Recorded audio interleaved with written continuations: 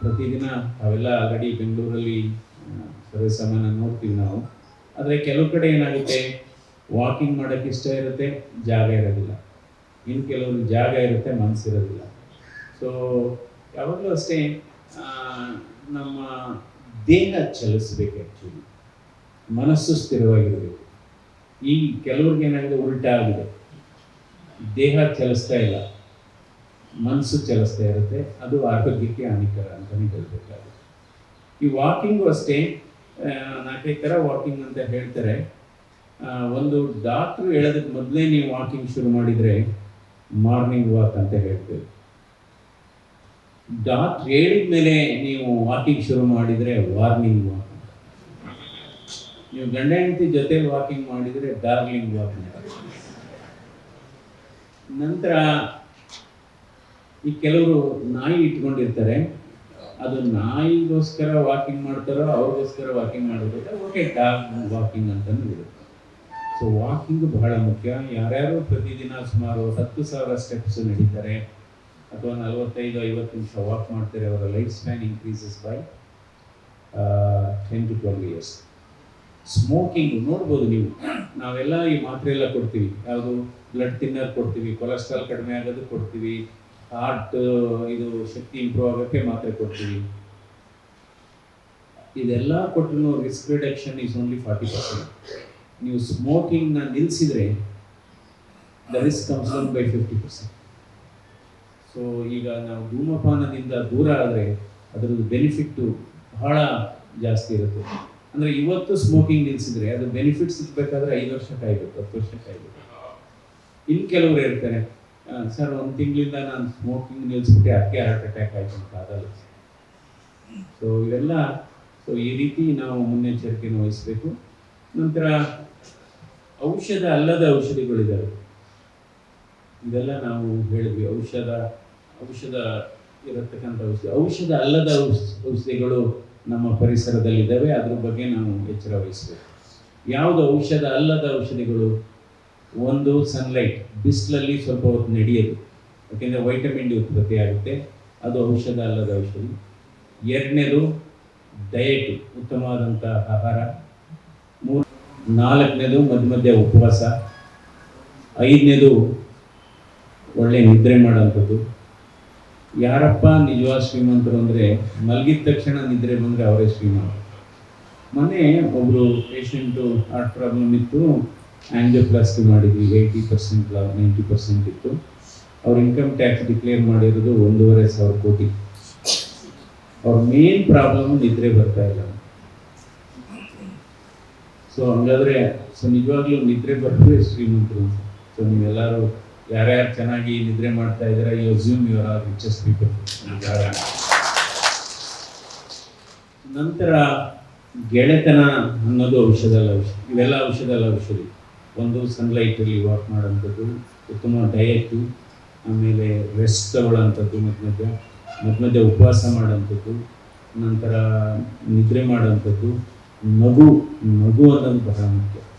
ಅದ್ರ ಬಗ್ಗೆ ಹೇಳ್ತೀನಿ ನಾನು. ನಗು, ನಂತರ ಗೆಳೆತನ, ಗೆಳೆಯರ ಬಳಗ ಕಟ್ಕೊಳ್ಳೋದು, ಫ್ಯಾಮಿಲಿ ಮೆಂಬರ್ಸ್, ಕುಟುಂಬ ಸದಸ್ಯರ ಜೊತೆ ಊಟ ಮಾಡೋಂಥದ್ದು, ನಂತರ ಫ್ರೂಟ್ಸ್ ಆ್ಯಂಡ್ ವೆಜಿಟೇಬಲ್ಸ್, ಅದು ಔಷಧ ಅಲ್ಲದ ಔಷಧಿ. ಕೃತಜ್ಞತೆ, ಯಾರಾದರೂ ಸಹಾಯ ಮಾಡಿದವ್ರನ್ನ ನೆನ್ಕೊಳ್ಳೋದು, ಕೃತಜ್ಞತೆ ಕೂಡ. ನಂತರ ಮೆಡಿಟೇಷನ್ನು ಮತ್ತು ಯೋಗ, ಇವೆಲ್ಲ ಔಷಧ ಅಲ್ಲದ ಔಷಧಿಗಳು. ಇದಕ್ಕೆ ಏನು ಹೇಳಿದೆ ಯಾವುದಕ್ಕೂ ಕೂಡ ಅಡ್ಡ ಪರಿಣಾಮ ಇಲ್ಲ. Most of the things are free. Syringes ಇಲ್ಲ, ಬಾಟ್ಲಲ್ಲೂ ಇಲ್ಲ. ಸೊ ಈ ಔಷಧ ಅಲ್ಲದ ಔಷಧಿಗಳು ಇದು ಮಾಡಿದ್ರು. ನಗು ಅನ್ನೋದು ಒಂದು ವಿಶ್ವ ಭಾಷೆ ಆ್ಯಕ್ಚುಲಿ. ಸೊ ನಗಬೇಕು. ಯಾರಾದರೂ ನಿಮ್ಗೆ ಇಷ್ಟ ಇಲ್ಲದೆ ಇದ್ದವರು ಯಾರಾದರೂ ನೋಡಿ ಪಕ್ಕದಲ್ಲಿ ಬಂದು ಕೂತ್ಕೊಂಡ್ರೆ ನಿಮ್ಮ ಹಾರ್ಟ್ ರೇಟ್ ಜಾಸ್ತಿ ಆಗುತ್ತೆ, ನಿಮ್ಮ ಬ್ಲಡ್ ಪ್ರೆಷರ್ ಜಾಸ್ತಿ ಆಗುತ್ತೆ. ನಗಬೇಕು. ಇಷ್ಟ ಇಲ್ಲದೇ ಇದ್ರೂ ಒಂದು 1 ನಿಮಿಷ ನಕ್ಕರೆ ಎಷ್ಟೋ ಮನಸ್ಸು ದೂರ ಆಗುತ್ತೆ. ನಗು ಅನ್ನೋದು ಒಂದು ವಿಶ್ವ ಭಾಷೆ. ಆ್ಯಂಡ್ ನಗು ಇಸ್ ದಿ ಬೆಸ್ಟ್ ಕಾಸ್ಮೆಟಿಕ್. ನೀವು ಎಷ್ಟೇ ಮೇಕಪ್ ಮಾಡ್ಕೊಳ್ಳಿ, ನಗದೇ ಇದ್ರೆ ಅದು ಅಷ್ಟು ಕಾಣಲ್ಲ, ಕ್ಯೂಟಿ ಕಾಣಲ್ಲ. It's the best anti depressant and it's the best medicine. So ಹೀಗಾಗಿ ಈ ರೀತಿ ಜೀವನ ನಾವು ಬದಲಾಯಿಸ್ಕೋಬೇಕಾಗ್ತದೆ ಜೀವನ ಶೈಲಿನ. ನಂತರ ಬ್ಲಡ್ ಪ್ರೆಷರ್ ಬಗ್ಗೆ ನಾರ್ಮಲಿ ಒಂದು ಅಪ್ ಟು 140/90 ನಾರ್ಮಲ್ ಅನ್ಕೋಬೋದು. ಸೊ ಈ ಬ್ಲಡ್ ಪ್ರೆಷರ್ ಅಷ್ಟೇ, ನಮ್ಮ ಜನ ಏನು ಮಾಡ್ತಾರೆ, ಈ ಚೆಕಪ್ ಹೋಗೋದಕ್ಕೆ ಹಿಂದೆ ಮುಂದೆ ನೋಡ್ತಾರೆ, ಯಾಕಂದರೆ ನನಗೇನು ತೊಂದರೆ ಇಲ್ವಲ್ಲ ಅಂತ. ಅವ್ರು ಹೇಳೋ ಸಮಜಾಯಿಷಿ ಏನಪ್ಪ ಅಂದರೆ, ಅಕಸ್ಮಾತ್ ಇದ್ದರೆ ಯಾಕೆ ಅಂತ. ಅಕಸ್ಮಾತ್ ಇಲ್ಲದೆ ಇದ್ದರೆ ಖುಷಿ ಪಡ್ಬೋದಲ್ಲ, ಅಕಸ್ಮಾತ್ ಇದ್ದರೆ ಮಾತ್ರೆ ತಗೋಬೋದು, ಕಂಟ್ರೋಲ್ ಮಾಡ್ಕೋಬೋದು. 140/90 ಮೇಲೆ ಹೋದರೆ blood pressure, high blood pressure ಅಂತ ಹೇಳ್ತೀವಿ. ಅಂದರೆ 120/80ರಿಂದ 140 ಮೇಲ್ಗಡೆದು, ಕೆಳಗಡೆದು 90 ತನಕ, 85-90 ತನಕ ಇದ್ದರೆ ಅದು ಓಕೆ. ಅಂದರೆ ಏಕಾಏಕಿ 180, 110 ಅಥವಾ 190, 100 ಏಕಾಏಕಿ ಇದ್ದರೆ ಇಮಿಡಿಯೇಟ್ ಟ್ರೀಟ್ಮೆಂಟ್ ಶುರು ಮಾಡ್ತೀವಿ. ಸಪೋಸು ಏನೋ ಗಾಬರಿ ಆದಾಗ, ಭಯ ಆದಾಗ ಒಂದ್ಸರಿ 150, 90 ಇದ್ದರೆ ಒಂದು 3-4 ಸರಿ ಚೆಕ್ ಮಾಡಬೇಕಾಗ್ತದೆ. ಏಕಾಏಕಿ ಚಿಕಿತ್ಸೆ ತಗೋಬಾರ್ದು. 2 ಥರ ಬ್ಲಡ್ ಪ್ರೆಷರ್ ಇರುತ್ತೆ, ಅದು ಬೈ ಡೆಫಿನೇಷನ್ ಇದೆ, ಅದು ತಮಾಷೆಗಲ್ಲ. ಒಂದು white coat high blood pressure ಅಂತ, ಆಸ್ಪತ್ರೆಗೆ ಬಂದಾಗ ಅವ್ರ ಬಿ ಪಿ ಜಾಸ್ತಿ ಇರುತ್ತೆ, ಮನೇಲಿ ಕಡಿಮೆ ಇರುತ್ತೆ. ಇನ್ನೊಂದು ಮಾಸ್ಕ್ ಹೈಪರ್ಟೆನ್ಷನ್ ಅಂತ, ಮಾಸ್ಕ್ ಹೈ ಬ್ಲಡ್ ಪ್ರೆಷರ್, ಅದೇನು ಮನೇಲಿ ಜಾಸ್ತಿ ಇರುತ್ತೆ, ಆಫೀಸಿಗೆ ಬಂದಾಗ ಕಡಿಮೆ ಇರುತ್ತೆ. ಅದು ಮನೇಲಿ ಪ್ರಾಬ್ಲಮ್ ಇದೆ ಅಂತ, ಮನೆಯಲ್ಲಿ ಹೀಟರ್ ಇದೆ ಅಂತ. ಸೊ ಅದು ಅಲ್ಲೆಲ್ಲ ಸರ್ ಮಾಡ್ಕೋಬೇಕು. ಸೊ ಈ ಬ್ಲಡ್ ಪ್ರೆಷರ್ಗೆ ಕೆಲವು ಮಾತ್ರೆಲ್ಲ ತಗೊಳ್ತೀವಿ. ಕೆಲವ್ರಿಗೆ ಒಂದು ಬಿ ಪಿ ಮೆಡಿಸಿನ್ ತಗೊಳ್ಳೋರಿಗೆ ಕಾಲೂತ ಬರುತ್ತೆ, ಆಮ್ಲಾಂಗು, ಆಮ್ಲೋಡೆಪಿನ್ನು, ಅದು ಆ ಮೆಡಿಸಿನ್ಸು. ಸೊ ಕೆಲವು ಬಿ ಪಿ ಮೆಡಿಸಿನ್ನು ಕಾಲೂತ ಬರುತ್ತೆ. ಕೆಲವರಿಗೆ ಭಯ ಆಗುತ್ತೆ, ಏನಪ್ಪ ಕಾಲೂತ ಅಂದರೆ ನಮ್ಮ ಮನಸ್ಸಲ್ಲಿ ಭಾವನೆ ಬರೋದೇನೋ ಸೀರಿಯಸ್ ಕಾಯಿಲೆ ಅಂತ. ಸೊ ಕೆಲವು ಅದೇ ಕಿಡ್ನಿ ಕಾಯಿಲೆ ಅಥವಾ ಹಾರ್ಟ್ ಕಾಯಿಲೆ, ಬೇರೆ ಬೇರೆ ಕಾಯಿಲೆ ಅಂತ. ಸೊ ಕೆಲವು ಮೆಡಿಸಿನಿಂದು ಕಾಲೂತ ಬರ್ಬೋದು, ಇನ್ನು ಕೆಲವು ಮೆಡಿಸಿನಿಂದು ಕೆಮ್ಮು ಬರ್ಬೋದು. ಬಿ ಪಿ ಕೊಡತಕ್ಕಂಥ ಒಂದು ಮೆಡಿಸಿನ್ಗಳಿದೆ ಕೆಲವು. ಕೋರ್ಸ್ ನಾವು ವೈದ್ಯಕೀಯವಾಗಿ ಹೇಳ್ತೀವಿ, ಏಸ್ ಇನ್ಹಿಬಿಟರ್ಸು, ARBs ಅಂತ. ಸೊ ಇವೆಲ್ಲ ಇಟ್ಕೋಬೇಕು. ನಂತರ ಬಿ ಪಿ ಮಾತ್ರೆ ತಗೊಳ್ಕೋದ್ರು ಯಾರಾದ್ರು ಈಗ ಸಡನ್ನಾಗಿ ಎದ್ದು ನಿಂತ ಸಂದರ್ಭದಲ್ಲಿ ಏನಾದರೂ ತಲೆ ಸುತ್ತು ಬರ್ತಾ ಇದ್ರೆ ಡಾಕ್ಟರ್ ಹತ್ರ ಚೆಕ್ ಮಾಡಿಸ್ಕೋಬೇಕು. ಕೆಲವ್ರಿಗೆ ಏನಾಗುತ್ತೆ, ಬಿ ಪಿ ಮೆಡಿಸಿನ್ ತಗೋತಾ ಇದ್ದ ಸಂದರ್ಭದಲ್ಲಿ ಕೂತಿದ್ದಾಗ ಮಲಗಿದಾಗ ನಾರ್ಮಲ್ ಇರುತ್ತೆ, ಎದ್ದು ಕೂಡಲೇ ಬಿ ಪಿ ಕಡಿಮೆ ಆಗಿಬಿಡುತ್ತೆ, ಆ ತಲೆ ಸುತ್ತು ಬಂದ್ಬಿಡುತ್ತೆ. ಸೊ ಅಂಥ ಸಂದರ್ಭದಲ್ಲಿ ನಾವೇನು ಮಾಡಬೇಕು, ಮಲಗಿದ್ದಾಗ ಅಥವಾ ಜಾಸ್ತಿ ಹೊತ್ತು ಕೂತಿದ್ದಾಗ ಸಡನ್ನಾಗಿ ಎದ್ದು ಹೋಗಬಾರ್ದು. ಜಸ್ಟ್ ಒಂದು 30 ಸೆಕೆಂಡ್ ಆಗಿ ನಿಂತಿದ್ರೆ ಅದು ಸರಿಯಾಗುತ್ತೆ. ನಂತರ ನೀವು ನಿಮ್ಮ ವೈದ್ಯರ ಹತ್ರ ಈ ಸಮಸ್ಯೆಗಳನ್ನ ಹೇಳ್ಕೋಬೋದು.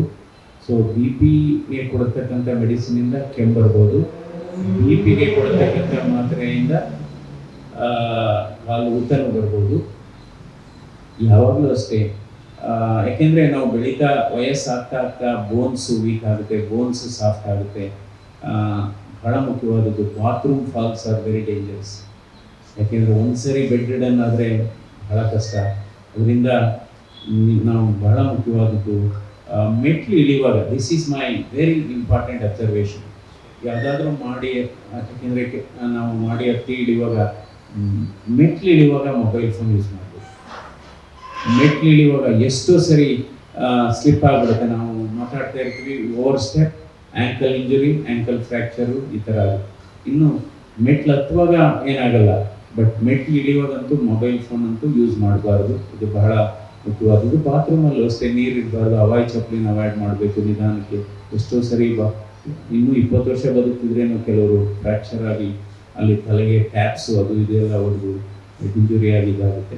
ಸೊ ಈ ರೀತಿ ನಾವು ಆರೋಗ್ಯದ ಸಮಸ್ಯೆಗಳನ್ನು ನೋಡ್ತೀವಿ. ಈ ಕಾಯಿಲೆಗಳು ಸಾಮಾನ್ಯವಾಗಿ ಈ ಭಾರತ ದೇಶದಲ್ಲಿ ಇವತ್ತು ಈಗಾಗಲೇ ಹೇಳಿದೆ, 60 ವರ್ಷದ ವಯೋಮಿತಿಯಿಂದ 60 ವರ್ಷಕ್ಕಿಂತ ಮೇಲ್ಪಟ್ಟವರಲ್ಲಿ 50% ಜನರಿಗೆ ಬ್ಲಡ್ ಪ್ರೆಷರ್ ಇದೆ, 50% ಜನರಿಗೆ ಸಕ್ಕರೆ ಕಾಯಿಲೆ ಇದೆ. ನಂತರ ಸುಮಾರು 12-13% ಜನರಿಗೆ ಹಾರ್ಟ್ ಪ್ರಾಬ್ಲಮ್ ಇದೆ. ಇವೆಲ್ಲ ಇರೋದ್ರಿಂದ ನಾವು ವಾರ್ಷಿಕವಾಗಿ ಒಂದು ಮೆಡಿಕಲ್ ಚೆಕಪ್ ಆ್ಯನಿವರ್ಸರಿ ಮಾಡ್ಕೊಳ್ಬೇಕು. ಒಂದು ಬ್ಲಡ್ ಪ್ರೆಷರು, ಒಂದು ಬ್ಲಡ್ ಶುಗರು, ಒಂದು ಬ್ಲಡ್ ಕೊಲೆಸ್ಟ್ರಾಲು, ಒಂದು ECG, ಎಕೋ, ಟೆಸ್ಟಿಂಗ್ ಮಿಕ್ಕಿದ್ದು ಪ್ರಾಸ್ಟೇಟ್ಗೂ ಕೂಡ ಒಂದು ಮಾಡ್ಕೋಬೇಕಾಗುತ್ತೆ. ಹೆಣ್ಮಕ್ಳಲ್ಲಿ ಗರ್ಭಕೋಶದ್ದು ಆ ಥರದ್ದೆಲ್ಲ ಮುನ್ನೆಚ್ಚರಿಕೆ ವಹಿಸಬೇಕಾಗುತ್ತೆ. ಸೊ ಅದರಿಂದ ಇವತ್ತು ನಾವು ಹೃದಯದ ಆರೋಗ್ಯವನ್ನು ನಾವು ಕಾಪಾಡ್ಕೋಬೇಕಾದ್ರೆ ಬಹಳ ಮುಖ್ಯವಾದದ್ದು ನಮ್ಮ ಮನೋಭಾವ ಮುಖ್ಯ. ನಮ್ಮ ಅನಿಸಿಕೆಗಳು, ಒತ್ತಡವನ್ನು ನಾವು ನಿಯಂತ್ರಣದಲ್ಲಿಡಬೇಕು, ಅದನ್ನು ಮ್ಯಾನೇಜ್ ಮಾಡಬೇಕು. ಸೊ ಸೊ ಈ ನಮ್ಮ ಹೃದಯದ ಆರೋಗ್ಯವನ್ನು ನಾವು ಚೆನ್ನಾಗಿ ಇಟ್ಕೋಬೇಕಾದ್ರೆ 5 ಅಂಶಗಳನ್ನು ಆದಷ್ಟು ಕಡಿಮೆ ಇಟ್ಕೋಬೇಕು. ಯಾವುದಪ್ಪ ಅಂದರೆ ಒಂದು ಬ್ಲಡ್ ಪ್ರೆಷರು, ಇನ್ನೊಂದು ಬ್ಲಡ್ ಶುಗರು, 3ನೇದು ಬ್ಲಡ್ ಕೊಲೆಸ್ಟ್ರಾಲು, 4ನೇದು ಶರೀರದ ತೂಕ ಮತ್ತು ಸೊಂಟದ ಸುತ್ತಳತೆ, 5ನೇದು ಅತಿ ಆಸೆ. ಸೊ ಹೀಗಾಗಿ ನಮ್ಮ ಆರೋಗ್ಯ ನಮ್ಮ ಕೈಲಿದೆ. ಬಹಳ ಮುಖ್ಯ ಅಂದರೆ ಎಷ್ಟೋ ಸರಿ ವಯಸ್ಸಾಗ್ತಾ ನಮ್ಮ ಮನಸ್ಸು ಮಗುವಿನ ಥರ ಆಗ್ಬಿಡುತ್ತೆ, ಕೋಪ ಬರೋದು, ಇದು ಮಾಡೋದು. ನಾವು ಅರ್ಥ ಮಾಡ್ತಕ್ಕೆ there are 3 stages of elimination age ಗ್ರೂಪಲ್ಲಿ. ನೋಡಿ, ಮೊದಲು ವರ್ಕ್ ಪ್ಲೇಸಿಂದ ನಾವು ಎಲಿಮಿನೇಷನ್ ಆಗುತ್ತೆ. ನೀವೆಲ್ಲ ಕೆಲಸ ಮಾಡ್ತಿದ್ರೆ ಅಲ್ಲಿಂದ ಎಲಿಮಿನೇಟ್ ಆಗ್ತದೆ. ಸೊ ಅಲ್ಲಿ ನಮಗೆ ಹಲವಾರು ಸವಲತ್ತುಗಳಿರುತ್ತೆ, ಅದನ್ನೇ ಎಕ್ಸ್ಪೆಕ್ಟ್ ಮಾಡಿಕೊಂಡು ನಾವು ಡಿಪ್ರೆಸ್ ಆಗಬಾರ್ದು. ದೆನ್ 2ನೇದು that happens between 60 to 70. Then 70 to 80 ಸಮಾಜ ಸ್ವಲ್ಪ ನಿಮ್ಮನ್ನು ದೂರ ಮಾಡ್ತಾ ಹೋಗುತ್ತೆ. 70 to 80. 80 to 90 ಏನಾಗುತ್ತೆ, ಕುಟುಂಬನೇ ಸ್ವಲ್ಪ ದೂರ ಮಾಡ್ತಾ ಹೋಗುತ್ತೆ ನಿಮ್ಮನ್ನು. So these are 3 stages of elimination. But ನಾವು ಮೋಸ್ಟ್ ಇಂಪಾರ್ಟೆಂಟು ನಮ್ಮ ಮನಸ್ಸು ಸಕಾರಾತ್ಮಕವಾಗಿದ್ದು, ನಮ್ಮ ಹತ್ರ ಏನು, ನಮ್ಮ ಕೈಲಿ ಏನಿದೆ, ನಮ್ಮ ರೀಚಲ್ಲಿ ಏನಿದೆ, ಅದನ್ನೇ ನಾವು ಎಂಜಾಯ್ ಮಾಡ್ತಾ ಹೋದರೆ we can lead A very great life. So ಹೀಗಾಗಿ ಹೃದಯ ಕೂಡ ಅದೇ ಹೇಳುತ್ತಿದ್ದೆ, ನೀನು ನನಗಾಗಿ 1 ತಾಸು ಚಲಿಸು, ನಾನು ನಿನಗಾಗಿ ನಿರಂತರವಾಗಿ ಮಿಡಿಯುತ್ತೇನೆ, ನಿಂತಿ ಹೃದಯ ಅಂತ. ಸೊ ಹೀಗಾಗಿ ನಿಮ್ಮ ಆರೋಗ್ಯ ಚೆನ್ನಾಗಿರಲಿ. ಈ ರೀತಿ ಸಮಾರಂಭಗಳನ್ನು ಮಾಡ್ತಾ ಇದ್ದರೆ ನೀವು ಕೂಡ ಒಳ್ಳೆಯ ಆರೋಗ್ಯ ಇಟ್ಕೋಬೋದು. So live long, live young. Thank you.